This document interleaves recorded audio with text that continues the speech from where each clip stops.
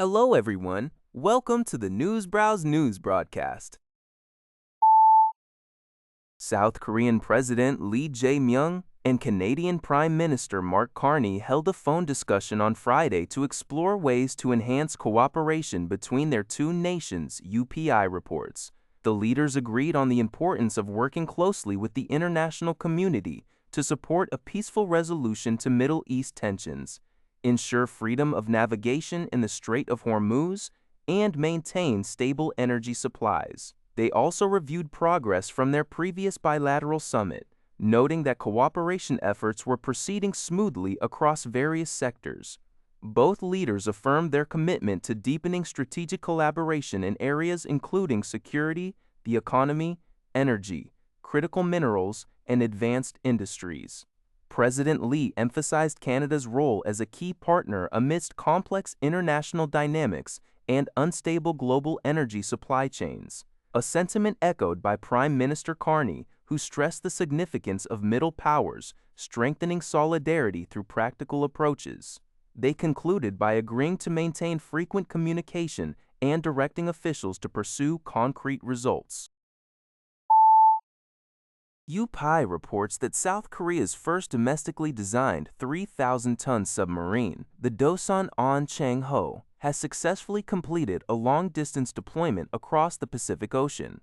This mission is a strategic effort by Seoul to bolster its bid for Canada's substantial next-generation submarine procurement program, estimated at around $42 billion. The submarine departed Jinhae Naval Base on March 25, stopping in Guam and Hawaii before heading to Esquimalt Harbor in Victoria, British Columbia, with 2 Canadian Navy personnel aboard for the final leg. The deployment serves as a crucial test of the Dosan-on Chang-ho's endurance, reliability, and operational performance. South Korean defense officials aim to showcase its long-range capabilities, quiet operation, onboard living conditions, and advanced air-independent propulsion system. The submarine is also slated to participate in joint training exercises with the Canadian Navy, focusing on anti-submarine warfare and interoperability, and later in the U.S.-led RIMPAC 2026 exercise. South Korean shipbuilders, Hanwha Ocean and HD Hyundai Heavy Industries are vying for the Canadian contract against Germany's ThyssenKrupp Marine Systems. Winning this deal would mark a historic defense export achievement for South Korea, demonstrating its growing naval capabilities on the global stage. Global news reports that Saskatoon's beloved riverboat, the Prairie Lily, has been forced to delay the start of its sailing season this summer. The delay is attributed to a late thaw and ongoing overland flooding in northern Saskatchewan. The Water Security Agency, WSA, is currently focused on managing and forecasting flood conditions in the east central and northeastern parts of the province, which has temporarily sidelined their work in the southern regions.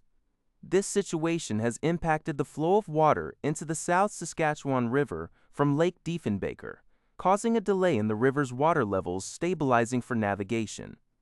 The Prairie Lily's operators are considering offering brunch and drinks on board while the vessel remains dockside, awaiting the WSA's green light for safe operations. The cruise, which was initially expected to cease operations in 2025, is set to continue under new ownership once conditions permit.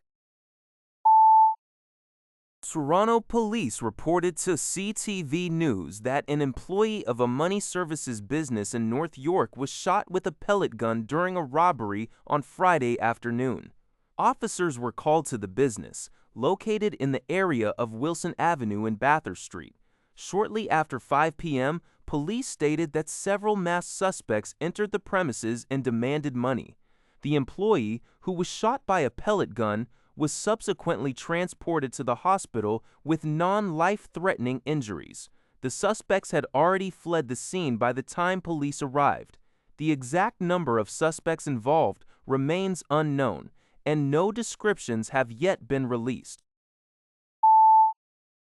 A Vancouver mother, Jenna Dorman, tragically died by suicide in November 2024 at age 42, following a severe struggle with postpartum depression and insomnia after the birth of her second child. Her close friend, Kiri Bird, revealed that Dorman was reluctant to seek inpatient hospitalization because no facilities in Canada offer comprehensive mental health treatment where mothers can stay with their babies. This critical gap in care is believed to have contributed to Dorman's preventable death. In response, Bird founded In Her Circle, an advocacy group dedicated to improving postpartum mental health support. The group is currently fundraising for drop-in peer support programs and is actively campaigning for the immediate funding of a perinatal mental health ward at BC Women's Hospital, which would allow mothers and infants to heal together. Bird is scheduled to meet with BC Conservative MLA Jody Tour, whose private member's bill on prenatal and postnatal mental health care passed unanimously last year. The Ministry of Health stated that work is underway on updated maternity and new perinatal mental health strategies.